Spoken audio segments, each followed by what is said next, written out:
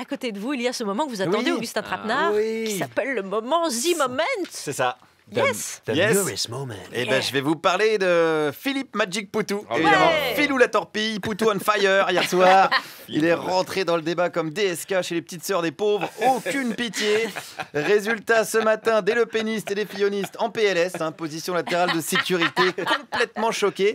Je le sais, je suis allé les voir donc sur le marché de Passy, dans le 16e. Ça faisait longtemps que j'étais pas retourné dans ce cœur de meule, là, je dirais, de l'électorat de droite. Alors, pour vous prouver que j'étais bien dans le 16e, j'ai croisé 2 dames. Il y en avait une qui faisait la manche et ça a énervé l'autre.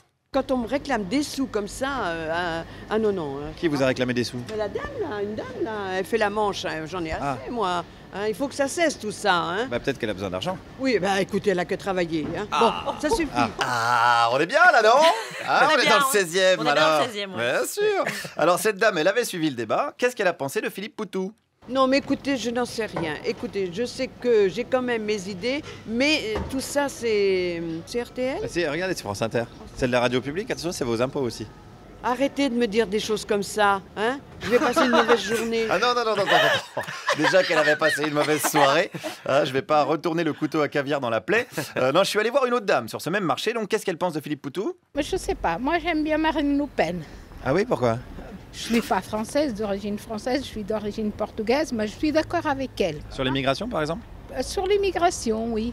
Pourtant, vous êtes portugaise. Oui, mais quand je suis arrivée en France, c'était pas pareil. Voilà, c'était d'autres étrangers. Les étrangers, c'était mieux avant. On est bien dans le 16e.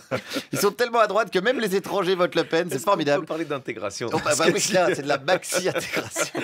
Du coup, j'ai voulu en savoir plus. Est-ce que vous ne vous sentez pas comme un agneau qui voterait pour un boucher charcutier traiteur? Non, pas du tout. Non. Je suis pas le petit agneau qui va me faire égorger demain au coin de la rue. Mais même, je trouve que c'est tout de même une femme qui a du culot. Attention, du culot, attention. Alors là, il y a la clause Molière. Non. Faut être cohérente, madame. Sinon, les amis de Le Pen vont vous offrir un aller simple pour Porto. Alors, continuons quand même avec un monsieur qui n'aime pas tellement Philippe Poutou non plus. Pourquoi?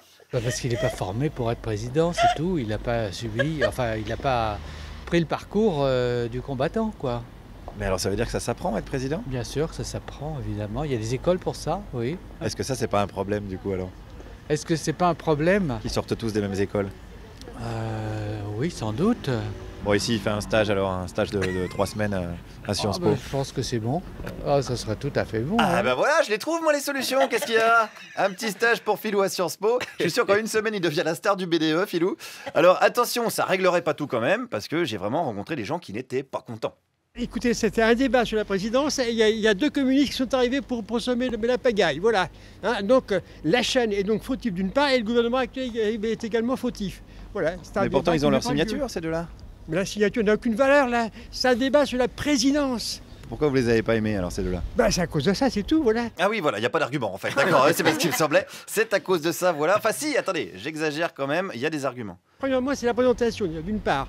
Un monsieur qui vient, un monsieur qui n'est pas cravaté, c'est pas permis, c'est pas autorisé, ça représente pas la France, voyons. C'est vrai, il faut une cravate absolument, selon vous? Mais absolument, ou un costume au moins, n'est-ce pas? Ah bon alors? Mais pourquoi il faudrait un costume pour représenter la France? Les gens qui pleurent dans la vie, fréquentent les gens qui pleurent. Alors ne pleurez pas.